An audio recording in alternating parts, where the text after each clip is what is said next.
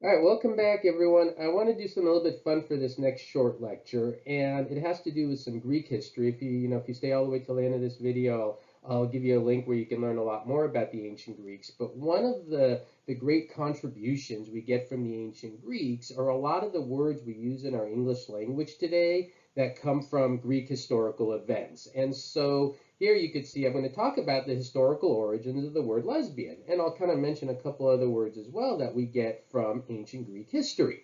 And so it all starts from a writer, actually. So let me go to my next slide here. And over here you see an image of a famous Greek writer, a woman named Sappho. Generally, when we think of the Greek writers, we think of men, but there were some female writers, and Sappho was one of them. Sappho lived around 600 BC, and she wrote what is sometimes called lyric poetry. If you've ever read Homer and the Iliad and the Odyssey, that's epic poetry. It's long, it keeps going, it tells an amazing big story. The Iliad and Odyssey are great stories that I definitely recommend. Lyric poetry is shorter. It's played with an instrument that you see up there called a lyre, and you just pluck it, like you would pluck a string like a harp. And you play, about anything. You write lyric poetry about anything. There were lyric poetry about victories, of military, athletics, all sorts of lyric poetry. Well, Sappho's lyric poetry happened to be more about a circle of friendships and relationships, and it often involved women that she was involved with. Now, that in itself is not where we get the word from. Where we get the word itself from is where Sappho came from.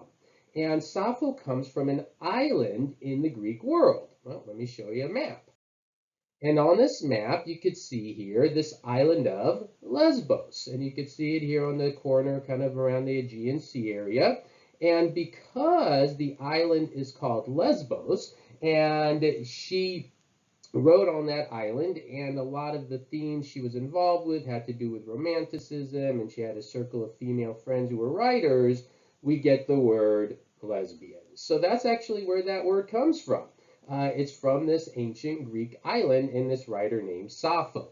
There's a lot of other words we get in our English language, like the word ostracism. I'll probably do a little video on this one as well. It comes from the word ostraka. The marathon. Where do we get a marathon from? That has to do with Greek history. Maybe some of you heard the word draconian or Pyrrhic victory, all great words we get from ancient Greek history. So, please feel free to subscribe and go watch those other lectures that I have that go into a lot more detail on this. But, I thought that would be something short and fun and interesting for some people, some viewers to learn about.